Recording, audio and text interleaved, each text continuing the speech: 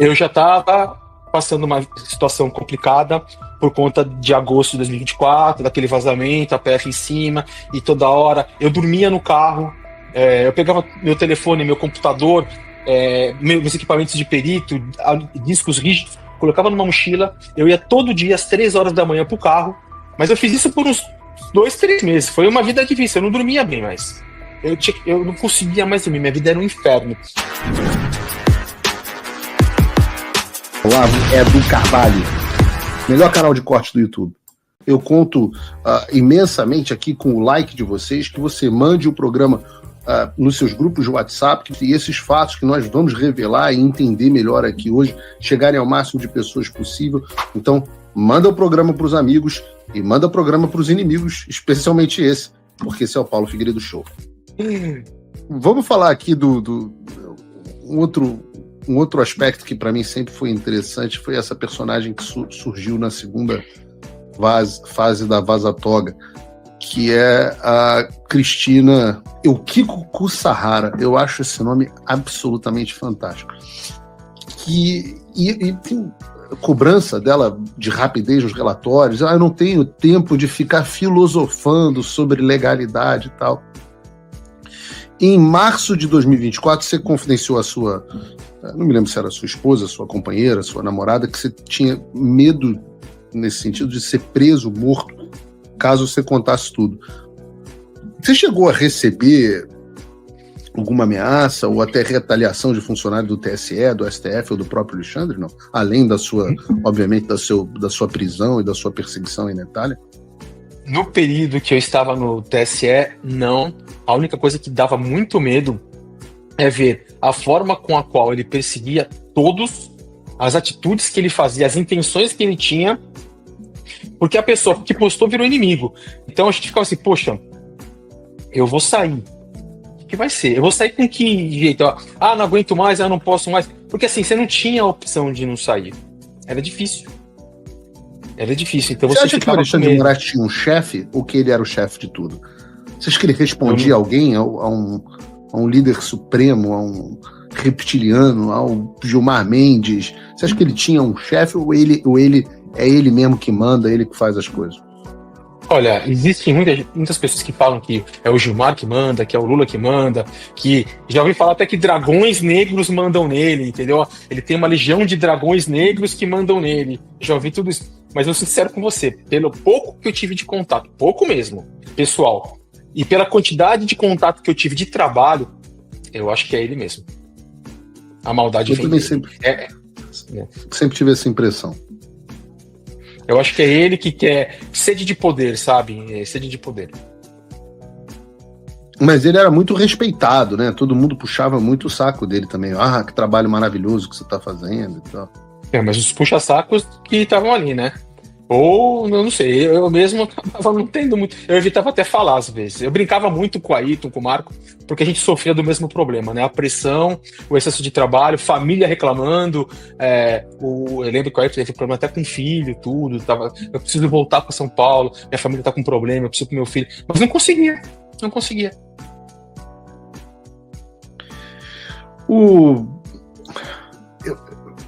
Eu vi várias mensagens que mostram o Ayrton Vieira e o Marcos Vargas, além da Cristina Kusahara, que eles tinham um grupo de WhatsApp para fichar as pessoas, inclusive pelos posicionamentos políticos, as postagens nas redes sociais e tal. Você consegue explicar um pouco melhor o papel de cada um deles nesse processo? O que fazia a Cristina, o que fazia o Marcos Vargas, o que fazia o Ayrton, ou era tudo meio embolado, todo mundo fazia tudo? Só por curiosidade, esse grupo que você fala é o grupo de audiências de custódia ou não? É o grupo de audiência de custódia, sim. Tá. Que decidiam as certidões, quem que ia ser preso, quem que não ia ser preso, do 8 de janeiro. Esse grupo ele foi só criado após 8 de janeiro, mas o trabalho de todos esses personagens já vinha desde o começo. Cristina, na verdade, é o ministro na forma feminina, entendeu? Ela é a pessoa dele, ela que cuida da vida pessoal dele, da agenda dele. Ela é como se fosse, vou dizer, um ser gêmeo que tá ali, mas na versão feminina. Ele faz um trabalho e ela cuida de toda a vida dele. Ela trabalha 24 horas dedicada a ele. Então, servidores, os processos, tudo ela que acompanha. Ela é do TJ de São Paulo, né, Tribunal de Justiça de São Paulo, e já está há muitos anos com o Alexandre de Moraes. Então, ela coordenava os trabalhos que estavam acima de mim e do Ayrton, porque ali tinha uma série de processos. Ela é chefe de gabinete do STF, do Alexandre de Moraes. Então, tudo ficava centralizado nela, as coisas confidenciais com ela, e o ministro pedia, Cristina, acredito eu, né? Como tá isso? O Ayrton já fez? Eles acabam falando com ela ela falando com eles e eles falando comigo. Então, ela era a líder, ela respondia ao Moraes e ela acabava coordenando os trabalhos. Já os juízes eram juízes, eles eram juízes assessores, né? Faziam as minutas, faziam as decisões, pediam os trabalhos, óbvio que por pedido de Alexandre de Moraes. Você sabe disso, que muitas das sanções aplicadas não só ao próprio Alexandre, mas como as pessoas ali no entorno que tiveram seus juízes cancelados, muitas foram feitas com base nos seus depoimentos, nos materiais da Vaza Toga e por aí vai. Mas eu te pergunto se há algum indivíduo relevante no TSE. O Marcos Vargas já teve seu visto cancelado, aí o Kiko também, o Zé Levi também, o Ayrton também. Tem alguém mais no TSE relevante neste papel, nessa estrutura, que não tenha sido alvo de sanções, mas que, na sua opinião, está se safando, merecia ser sancionado? Tem juiz que não está mais lá, que é o Rodrigo, que trabalhou também efetivamente nisso, foi indicado pelo Pacheco para trabalhar no gabinete do Moraes, isso eu fiquei sabendo. É um juiz lá do TRF de Belo Horizonte. Ele substituiu o próprio Ayrton na saída do Ayrton, se eu não me engano, em janeiro de 2023, ou um pouco depois. Você lembra o sobrenome dele, Rodrigo? Pessoa. Rodrigo Pessoa. Que era um juiz. Agora eu teria que ver, tem bastante personagens, você precisava ver e olhar de novo. Quais seriam de fato mais direto dentro do trabalho. Se for parar para pensar, tem bastante gente, mas precisa ver qual que é o contexto que vai se fazer isso. O que eles precisariam ter feito para que isso fosse de fato relevante para a sanção para você. No seu caso, qual o trabalho que eles desempenharam? Porque se for pensar em quem mandava mandava as postagens, tem bastante. Fala pessoal, tá gostando desse vídeo? Não esqueça de deixar o seu like e se inscrever no canal Olavo Edu Carvalho para receber notícias quentíssimas todos os dias. Isso ajuda demais o nosso trabalho e o YouTube irá recomendar para mais pessoas. Talvez esse Capitão Macedo, talvez a nora da Miriam Leitão, a bruxa. A bruxa, possivelmente. Possivelmente. Já que a gente está falando sobre perseguição aqui, eu quero te perguntar sobre um episódio no qual eu acabei bastante envolvido, nos teus áudios vazados pelo Oswaldo Eustáquio e pelo jornalista português, o Sérgio Tavares. A primeira coisa que eu queria te perguntar foi qual foi a consequência daquele áudio naquele momento em que você estava no Brasil para você e para tua família. Se a divulgação indevida da fonte por jornalista que deviam ter mantido em sigilo te colocou em algum tipo de perigo, alguma circunstância que pudesse até impedir toda essa delação que você está fazendo hoje em dia? Como você já sabe, eu já até conversei com isso fora das telas, existia um planejamento até para fazer denúncia, para eu depois com o tempo sair do país. A gente já está tudo em curso, a gente já vinha vendo isso há mais de um ano. E assim, aquele fato do Eustáquio, aquela conversa não era de dezembro, aquela conversa era de agosto de 2024, entendeu? Ela tem algumas modificações ali. E eu, quando percebi, não sei se é verdade ou não, mas aos meus olhos, eu notei que se falava muito de Pix. Falei, tá querendo que eu vá para lá para fazer Pix. E eu não quero isso. E outras pessoas já tinham me alertado, cuidado, vai devagar, cuidado. Nem você falou, tem alguns problemas, né? E eu liguei meu alerta e falei, não atendo mais. Ele não ligava no meu telefone. Ele não ligava. Ele me procurou no Instagram com mensagem, como ele continua procurando. Ele mandou. Aí eu passei o telefone da minha esposa e ele ligou pra ela, nunca no meu telefone. Eu falei, eu não vou dar meu telefone. Porque o dela eu podia trocar, o meu não, entendeu? O meu já tinha anos, muitos contatos, dela não, podia trocar. E ele aproveitou, como eu sumi, ele me procurou muitas vezes, agosto, setembro, outubro, novembro, e eu não respondia. Simplesmente a gente não respondia. Aí chegou em fevereiro, na verdade chegou em janeiro, eu encontrei uma promoção, umas passagens baratas para a Itália. Eu tinha aqui na época a casa de um amigo, um apartamento de um amigo que eu podia ficar, então não tinha custo de hotel, de casa, eu podia ficar 15, 20 dias de boa, até mais. Aí eu comprei as passagens, vou para Itália, vou ficar 20 dias na Itália, passeando lá, pegar um pouco desse friozinho, até mesmo porque a minha filha mais velha, ela termina esse ano o ensino médio, né? E ela vai fazer a faculdade. Eu falei, a gente já olha as faculdades, veja o local, tudo, para eu migrar. Eu pretendia mudar, o Figueiredo. Eu pretendia mudar agora em outubro, novembro, vir para cá, para que deixasse mais ou menos encaminhado para ela vir no ano que vem. Só que essa viagem ela postava, e nós fomos embora para São Paulo. Foi uma viagem de passeio, de lazer. Eis que eu sou deparado com aquele vazamento dizendo que eu conversei com ele em dezembro, que eu recebi uma proposta do ministro, que eu recebi um dinheiro, que não sei o quê, papapá. Bom, disparou, cara, o processo. O processo do Moraes começou. Eu lembro que foi. Alguns dias depois foi o teu indiciamento. Não, exatamente, foi coisa de 3 dias, se eu não me engano. Meu indiciamento foi no dia 1º de abril de 25. E a PGR, o Moraes abriu a